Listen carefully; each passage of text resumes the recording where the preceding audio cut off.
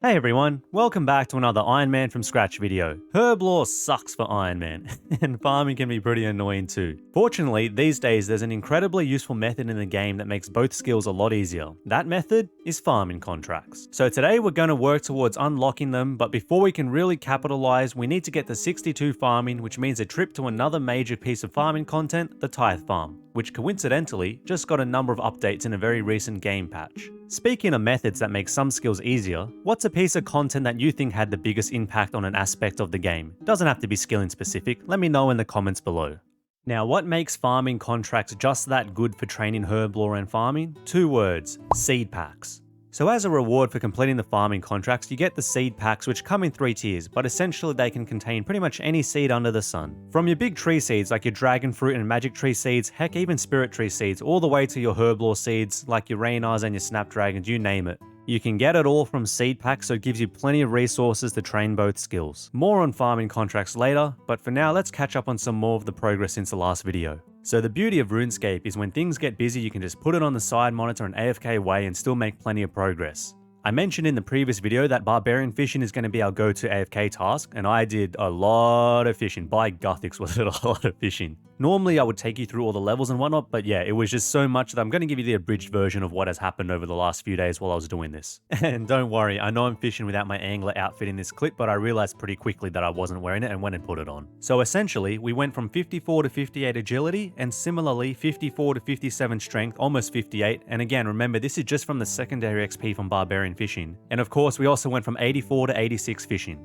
Throughout all that, we managed to raise 1, 2, 3, 4, 5, 6 cats in total and donated them all to the shelters of West Ardoyne for a few death runes. It takes 3 hours to go from a kitten to a full-grown cat, so that alone is 18 hours at a bare minimum spent fishing. I made sure to weave in my birdhouse and farm runs as well when I could, and we got a couple of hunter levels from 50 to 52, as well as a farming level up to level 41. Rightio, it's time to put the fishing, farming, cat dad life behind us and get on with some other progress. Although, before we move on, if you're like me and you think animals deserve to be raised with love and care and find a good home, then drop a like on the video to keep supporting such good habits. And because it helps the video out and is greatly appreciated. It wouldn't be a true Ironman from Scratch video if we didn't weave in a little bit of questing and diaries along the way, so let's do a bit of that first. We're starting with a quick trip to the RCS library to grab the damaged soul bearer for Bear Your Soul. Oh, that was a diary task for teleporting to Trollheim, I forgot about that. Another nice one under the belt. And then we're going to head back over to Trollheim and start up another one of the troll quests. This time will be My Arm's Big Adventure.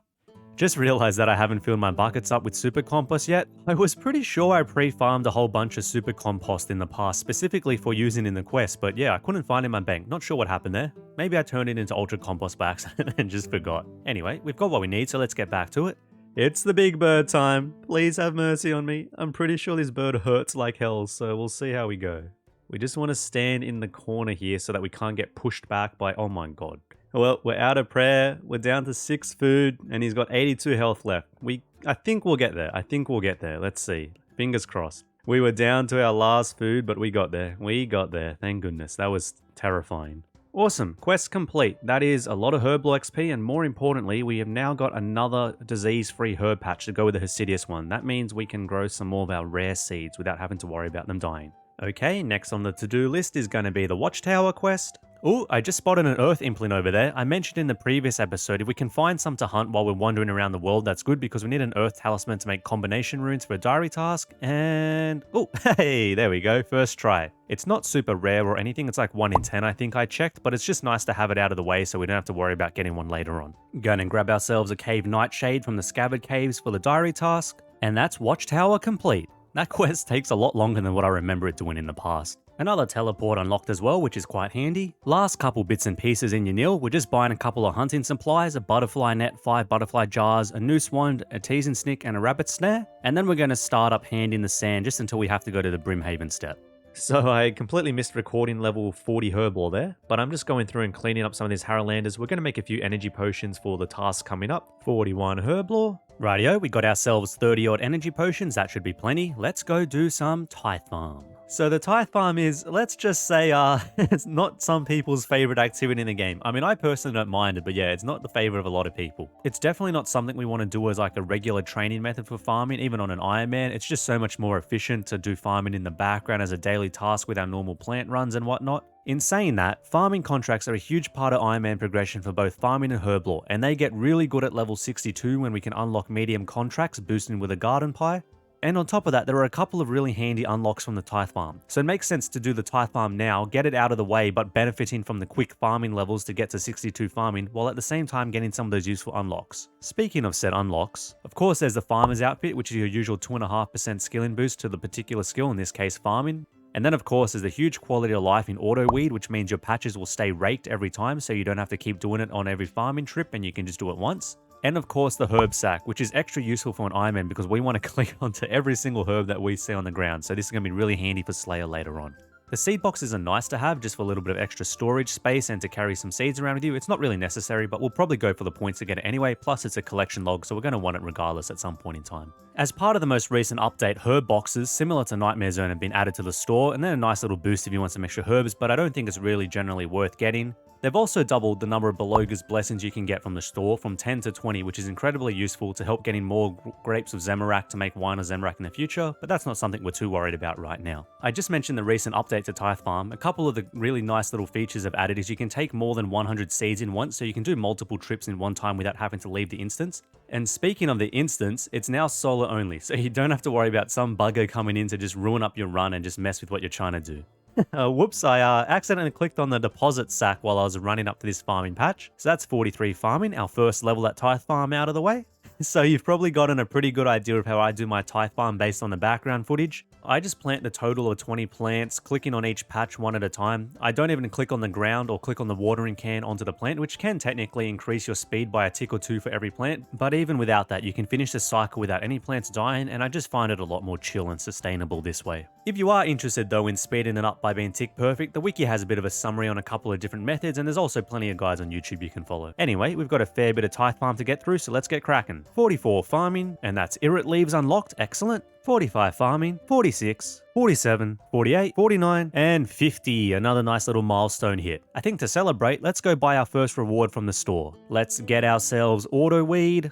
Awesome. That's our first unlock from the Tithe Farm. Let's get back to the grind. 51 farming, and there's 52 farming. So the good thing about 52 farming is it actually puts us within range of the Bologano fruit. We can use a garden pie to boost up and start planting the next tier, so let's do that to get a bit more XP. So if you weren't aware, our good friend here, Mr. Romilly in the Cooking Guild, says a whole bunch of useful little bits and pieces. In particular, the garden pie is what we're interested in.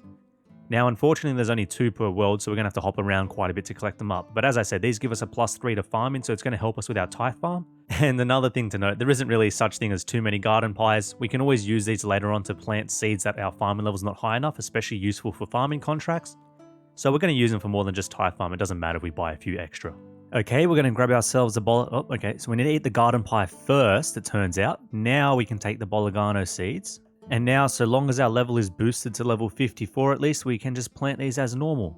And yes, for those of you wondering, we could have started this one level earlier, but I was just so into the groove that I kind of lost track and was grinding too hard. The good thing is, you only have to be boosted when you plant the fruit, so you can just water it and harvest it without staying boosted, which means you only need to use 1/2 of a pie per run. That's our first lot of Bologanos done, and damn, that's more than twice as much XP as you get from the previous plant. That's very nice. And that's level 53 knocked out. Through the power of editing, we're going to speed things up a bit, and we're going to buy ourselves a seed box next, our second reward. There's a collection log, very nice. And we're going to get the herb sack points next. We can't buy it yet. As you can see down in the chat box, we need 58 Herblore. But since we need the farming levels anyway to get to 62 farming, as I mentioned for the contracts, we're going to save up the points now anyway, and we can just buy it once we get to the Herblore level. Courtesy of another time skip, we've now reached our 250 points for the herb sack and pumped out another 6 levels. So we're 1 level short of our 62 goal. I'm just going to knock that out quickly and we can get out of here. It's been a good few hours grinding this out. Let's get out of here, just in time for the system update as well. We've got to head over to the farming guild, of course, to do some contracts. So the best way for us to get there at the moment is by using the fairy rings, and the fastest fairy ring we have access to in the regular spellbook is using the Wizard's Tower by a Necklace of Passage. In terms of fairy rings, if you're on the Arceus spellbook, you could teleport to the Salve Graveyard in Canifus, but if you're on that spellbook already, you might as well just go straight to the battlefront here at the farming guild. Typically, I'll use the Ardoin Diary Cape that we unlocked last episode because, as I explained, it's free and easy to use, but I thought I'd just show you this quicker teleport to a fairy ring while we're at it. Just grabbing a cheeky diary task from the mahogany trees behind the farming guild. Another diary task for entering the guild as well. Okay, time for another first on the account. Our first ever farming contract. I've eaten the garden pie. We're going to go for a medium contract and... oh, hell yeah. That's perfect. White berries. We actually needed to grow some white berries anyway very soon, so that just works out perfectly for our planning. Except that we don't really have any white berry seeds. In fact, we don't have many seeds at all except for herb seeds from Winter Todd. In that case, we're going to have to make a trip to the Master Farmers, I think, and get ourselves a bit of a starting stash of seeds. The Master Farmer is still one of the best sources of seeds in the game, especially early on. The chance of receiving one of the big 3 herb seeds, Raynars, Snapdragons or Toadstools, scales with your farming level up to level 85. Since we just got 62 farming, that'll help a bit with that, but I'm not too concerned about getting those seeds anyway, we just want a bit of everything. The white berry seeds in particular that we're targeting are 1 in 355, so we could be here for a little bit if we're unlucky. But there's plenty of useful seeds anyway that we can get in the meantime, whether it be sweet corn, watermelon, we need a whole bunch of things, so it's going to be a good run no matter what. This person is onto something. I should probably go put my rogue's outfit on because it doubles the seeds you get. I don't know why I keep doing skilling activities without my outfits on. I think I just forget that I own the outfit for some reason and I just don't put it on. But yeah, definitely worth doing when you're pickpocketing for seeds. Hello there, we just got our first Raynar seeds. Thank goodness I went and got my rogue's outfit before that happened, otherwise I would have been pretty damn annoyed with myself. There we go, finally got the whiteberry seeds. It's taken us a little bit over 500 pickpockets, but we got there in the end, not too bad. I'm going to keep going for a little bit longer anyway and just keep building the stash of seeds. We've got a lot of limpwort seeds down there too, which is quite nice.